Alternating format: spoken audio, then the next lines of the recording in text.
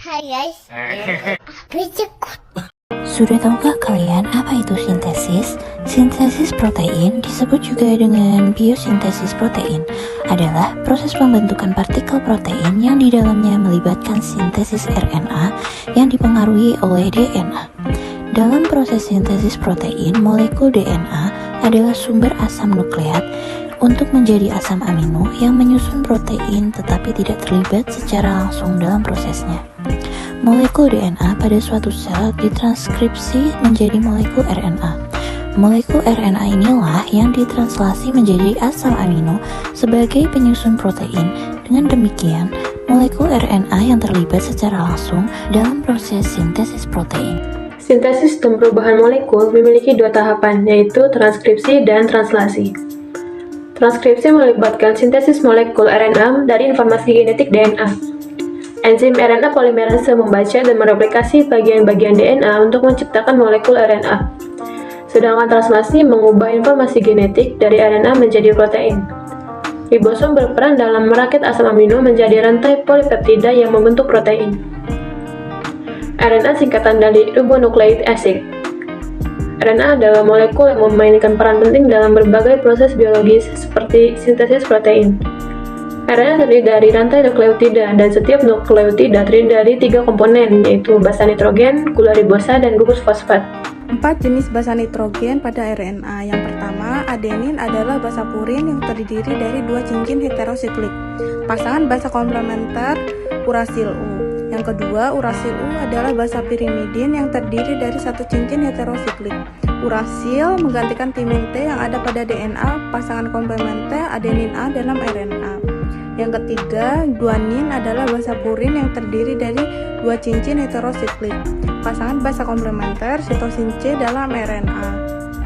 Yang keempat, sitosin adalah basa pirimidin yang terdiri dari 1 cincin heterosiklik. Pasangan komplementer guanin G dalam RNA. Proses translasi RNA atau mRNA adalah proses penerjemah informasi genetik dari mRNA menjadi urutan asam amino yang menyusun protein. Translasi terjadi di ribosom yang terdiri dari 3 tahap utama. Yang pertama, inisiasi.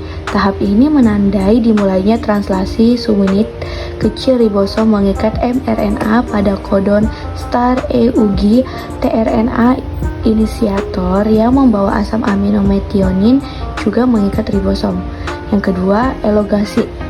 Tahap ini melibatkan penambahan asam amino ke rantai polipeptida yang sedang tumbuh. Subunit besar ribosom mengikat tRNA yang sesuai dengan kodon berikutnya pada mRNA. Subunit ribosom bergerak sepanjang mRNA menambah asam amino baru dan melepas tRNA yang sudah digunakan. Ketiga, terminasi. Tahap ini menandai akhir translasi ketika ribosom mencapai kodon stop EUAG, UGA, atau UUU pada mRNA. Faktor pelepasan mengikat ribosom dan menyebabkan pelepasan rantai polipeptida yang telah selesai. Ribosom dan mRNA terurai. Fungsi mRNA yang pertama yaitu perantara antara DNA dan sintesis protein. mRNA bertindak sebagai pembawa pesan yang mengantarkan instruksi dari DNA untuk membuat protein tertentu dengan membawa kode genetik dari DNA di inti sel ke ribosom di sitoplasma, tempat sintesis protein terjadi. Yang kedua, menerjemahkan kode genetik menjadi urutan asam amino. mRNA memiliki urutan nukleotida yang sesuai dengan urutan asam amino dalam protein. Setiap 3 nukleotida pada mRNA yang disebut kodon mengodekan 1 asam amino tertentu. Selama proses translasi, ribosom membaca urutan nukleotida pada mRNA dan menerjemahkannya menjadi urutan asam amino yang sesuai. Yang ketiga, mengatur sintesis protein. mRNA dapat diatur oleh berbagai mekanisme untuk mengontrol jumlah protein yang diproduksi. Hal ini memungkinkan sel untuk merespons perubahan lingkungan dan kebutuhan. Adenin dalam DNA, basa komplementernya adalah timin. Dalam RNA, adenin membentuk ikatan dengan urasil. Adenin dan basa lainnya berikatan dengan gugus fosfat dan gula ribosa atau 2-deoksiribosa untuk membentuk nukleotida. Nukleotida inilah yang bertindak sebagai bahan penyusun DNA dan RNA, baik dalam DNA maupun RNA. Guanin berikatan dengan sitosin. Nukleotida yang dibentuk oleh guanin adalah guanosin. Timin juga dikenal sebagai 5-metylurasil. Timin adalah pirimidin yang ditemukan dalam DNA yang berikatan dengan adenin. Timin dilambangkan dengan huruf kapital T. Nukleotida yang sesuai adalah timidin. Sitosin dalam DNA dan RNA, ia berikatan dengan 3 ikatan hidrogen terbentuk antara sitosin dan guanin untuk membentuk DNA. Nukleotida yang dibentuk oleh sitosin adalah sitidin.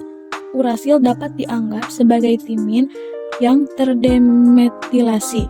Dalam asam nukleat ditemukan dalam RNA yang terikat pada adenin. Urasil membentuk nukleotida uridin. Selanjutnya ada fungsi tRNA dalam proses translasi. Jadi, tahap dalam proses translasi yaitu tahap pembentukan protein berdasarkan urutan nukleotida mRNA. Berikut adalah beberapa fungsi utama tRNA dalam proses translasi. Yang pertama, membawa asam amino. Setiap molekul tRNA memiliki situs pengikat asam amino di salah satu ujungnya. tRNA berfungsi sebagai pengantar, yaitu yang membawa asam amino yang sesuai dengan kodon mRNA ke ribosom. Dengan demikian, asam amino disusun dalam urutan yang tepat untuk membentuk rantai polipeptida protein. Yang kedua, mengenali kodon mRNA. Bagian tRNA yang disebut antikodon memiliki urutan nukleotida yang komplementer dengan kodon mRNA. Hal ini memungkinkan tRNA untuk mengenali dan berpasangan dengan kodon mRNA yang sesuai selama proses translasi. Yang ketiga yaitu berpartisipasi dalam elongasi. Selama tahap elongasi dalam proses translasi, tRNA membawa asam amino ke ribosom dan berikatan dengan mRNA sesuai dengan aturan base pairing antara antikodon tRNA dan kodon mRNA. Hal ini memungkinkan ribosom untuk membentuk ikatan peptida antara asam amino yang dibawa oleh tRNA menyusun rantai polipeptida protein. Berikut adalah beberapa fungsi utama tRNA dalam proses translasi. Yang pertama yaitu membawa asam amino, yang kedua mengenali kodon mRNA, yang ketiga berpartisipasi dalam elongasi. Setiap nukleotida terdiri dari 3 komponen utama, yaitu gugus fosfat memberikan muatan negatif pada nukleotida. Yang kedua, basa nitrogen memiliki 2 jenis, yaitu yang pertama purin adenin dan guanin, yang kedua pirimidin sitosin dan urasil pada RNA dan timin pada DNA. Nukleotida adalah unit dasar penyusun asam nukleat, yaitu DNA dan RNA. Setiap nukleotida terdiri dari 3 komponen utama. Pertama, gula pentosa. Pada DNA, gula pentosa adalah deoksiribosa, sedangkan pada RNA adalah ribosa. Kedua, gugus fosfat, yang memberikan muatan negatif pada nukleotida. Ketiga, basa nitrogen. Ada 2 jenis basa nitrogen, yaitu purin, ada adenin dan guanin. Ada pirimidin, yaitu sitosin dan urasil pada RNA. Sedangkan pada DNA ada timin. Lalu selanjutnya ada kodon. Kodon adalah urutan 3 nukleotida pada mRNA yang mengkodekan satu asam amino tertentu. Ada 64 kodon yang berbeda, yang dapat mengkodekan 20 asam amino yang berbeda. Lalu ada antikodon adalah urutan 3 nukleotida pada tRNA yang komplementer dengan kodon pada mRNA.